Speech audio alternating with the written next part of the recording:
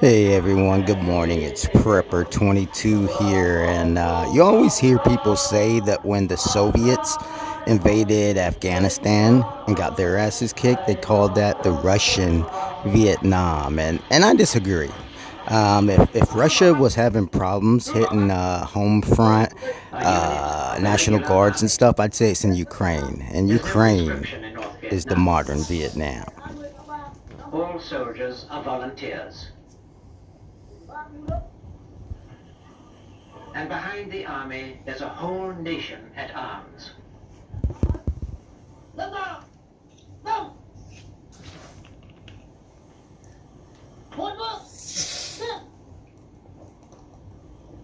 This, then, is a people's war.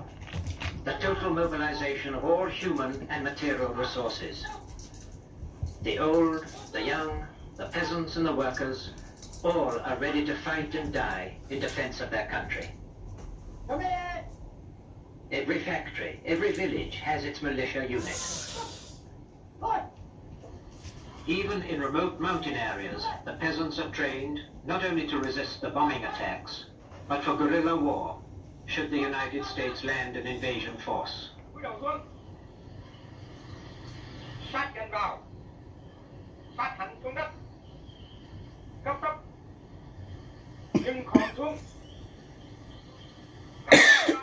I've always said, and not just me, but Collections of Armies Lessons Learned, has always showed that it's harder to invade a country where the people believe in what they're fighting for. You know, when you invade a country, you're trying to take over someone's backyard, and now you're not just fighting the soldiers because they don't have to deploy. They believe in what they're fighting for. You know, they're fighting for their own country. So when you're prepping and we're learning all these cool prepping techniques and going out to the FTXs with all these new gadgets and techniques that we saw on Facebook or YouTube, and then we get out there and it really actually sucks because it's not just a 2-minute tutorial, it's a 3-day training session, and you start to suck. I want you to ask yourself, what am I training for? What am I learning all these cool tactics and techniques for? To protect my loved ones, my homeland, my Western way of life.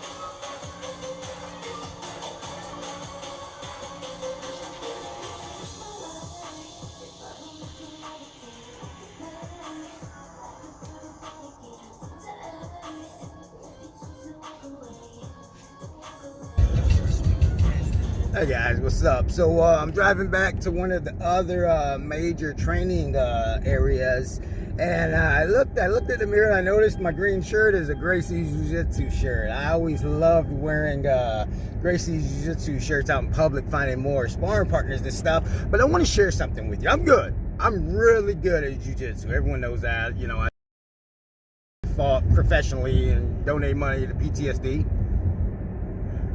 But I'm not good at every part of Jiu-Jitsu, and I wasn't always that good. And when people would take my back, let me back up a little bit. When I was a senior, I graduated high school. I relaxed during the summer, did my martial arts, partied, you know. And then in September, I joined the Army. I joined the Army September 6th. 5 days later, September 11th happened, 9/11. I was still in basic training. Whoa. But when I was, right before I joined the Army, I was training Jiu-Jitsu, and I crossed my feet. I took someone's back and I put them in a sleeper hold, rear naked choke, and I crossed my feet in front of them because I was like, oh, I'm holding this guy down. And the guy wrapped his leg around my crossed feet and popped. And he actually gave me a hairline fracture. I had to start basic training with a little bit of a hairline fracture. That fucking hurt.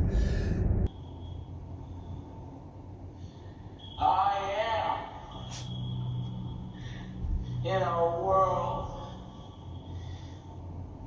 of shit.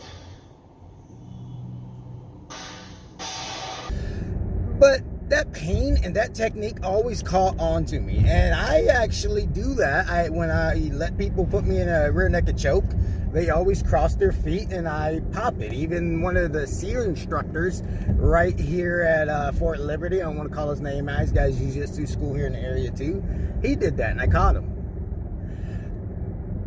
But getting good at that, you have to realize that people are good enough not to cross their feet too. And I lost a lot of matches because someone would take my back, they would put me in a sleeper hold, rear naked choke, and I would immediately leave that neck alone and reach down and be like, where's those fucking cross feet, cross your feet, you know, and I would get choked out because I was going for a good technique at the wrong time. And here's what I'm gonna say to you today. Yeah, we're doing great techniques out there. We've been spending 2 months now with no weapons, just doing movements on the battlefield and stuff. And I'm always telling people, I'm gonna use an example. There's three speeds and formations of movement on the battlefield. There's traveling Overwatch, and bounding Overwatch. And traveling is like a hike or a road march. It's just where you're walking fast as fuck from A to B. You're actually behind friendly lines still, so you can walk really fast. Traveling Overwatch, you've left friendly lines. You're in the no man's land now. You're not necessarily engaged with the enemy, but you know, he's out there and you're walking towards him. So now you're walking a little bit slower. You got more formations going on. You're looking. You're still traveling, but you're traveling and watching. Bounding Overwatch, you've closed in with the enemy now. Making contact is imminent. It's gonna happen. So now one half of your team is moving up. They're stopping. They're pulling guard. The other half is moving up past them. They're pulling guard. So you're playing skip, or sometimes you're just playing push to rock, where one guy moves up, next one comes. Move, you know. But it's like, oh shit, it's about to hit the fan. Those are three different speeds and techniques of movement. But sometimes we get, you know, we're in these FTXs and we're training with a lot of civilians, God bless them. Didn't do a lot of field time because they didn't go to the military, obviously. And they start learning these, and when they first get out on a movement, when they're behind friendly lines still, and they know everyone's watching, they're excited. Like, let's do that fucking bounding Overwatch shit. Whoa! And they're looking all tactical and stuff, but then they get really tired and they're walking all day. If you're in one of my mag teams, you know, when I'm in charge of training, we're walking all day. If we're doing a Friday, Saturday, Sunday FTX, Saturday, we're just walking. We're walking. So if you start out doing all this crazy stuff just to show off, you're going to be tired. And then when you actually need to do it, it's not going to be there because you guys are so tired, you're so wore out. The lower ranking guys feel like it's the boy that cried wolf because the first couple of movements, you know, they were looking around and within 2 or 3 hours, they're like, ain't nobody there and stuff. So what's more important than knowing these really good techniques is knowing when to use them. And I use myself for it. I know some really good techniques of you know, how to break your legs and feet when you put me in a rear naked choke. But I need to know when to use them. And when you first take my neck, I need to protect that neck. Same thing, when I first get my group and we all have weapons, we need to know, all right, how close are we to friendlies? Okay. When we get this close, we need to go ahead and change, stagger, start looking over. We need to know when to use these techniques. So when you're out there training, whether it's with your prepper group, work, school, and you start learning all these cool techniques and stuff, choose your battles. Know when to use them. It's the hood fellas, what the fuck y'all thought? Hey, if you want this money, baby, then I guess you in the right place. And if your mind ain't right,